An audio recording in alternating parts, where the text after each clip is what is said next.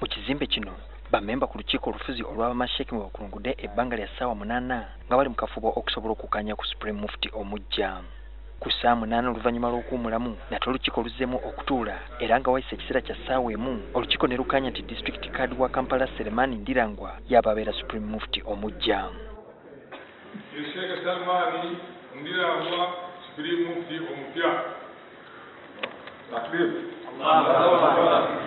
Olukiiko lw'abantu 15 nga lukulemberwamu Sheikh Obed Kamulegeya lwe lutuuse ku kukkaanya kuno.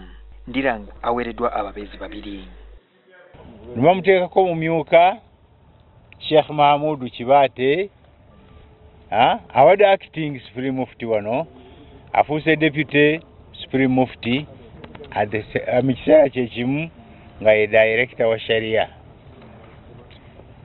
Omumyuka owookubiri Sheikh Habibu Kabasa era asigazza obumyuka ne bamwongerako okumyuka obwa director wa Sharia.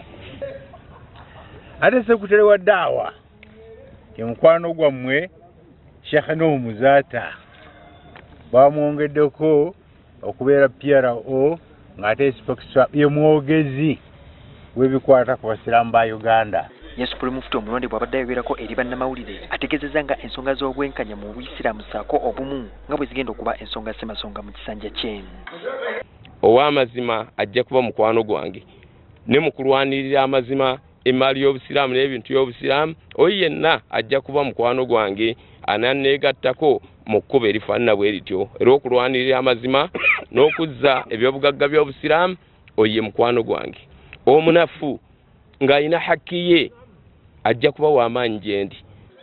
Okulondebwa kwa Ndirangwa kutuusewo ng'ekiwayi ky'ekibuli kikulungudde ebbanga lya myezi 8 nga tekina mufti mujjuvu oluvannyuma lw'okufa kwa Sheikh Zubair Kayongo mwezi gw'okuna. Ab'ekibuli baali bawa ab'e Kampala mukadde ekyanya mu kiseera kino okusobola okukkaanya okukwegatta kw'Obuyisiraamu nga bwe kirema baali bakwerondera mufti owaabwe. Ensonda enneekusifu zitegeezezza nga omulimu gw'okulonda Supreme Mufti bwe gukulungudde ebbanga lya myezi 6. Batudde ne baleeta amannya g'abamasheekha abalala naye ne balondamu Sheikh Salman basinziira ku bintu bingi ku buyigirize bwe mu byeddiini, mpisa ze n'obuntu bulamu bwe n'okweyisa kwe awamu n'embeera ze zonna ezimukwatako ng'omuntu. Ku ebyo byonna bye basinziirako. Kinajjukira nti wazze wabaawo okusika omuguwa wakati w'ekiwayi ky'Abayisiraamu ab'ekibuli wamu n'ab'e Kampala mukadde ng'entabwe eva ku by'obugagga bw'Obuyisiraamu. Julius Senkandwa, NTV.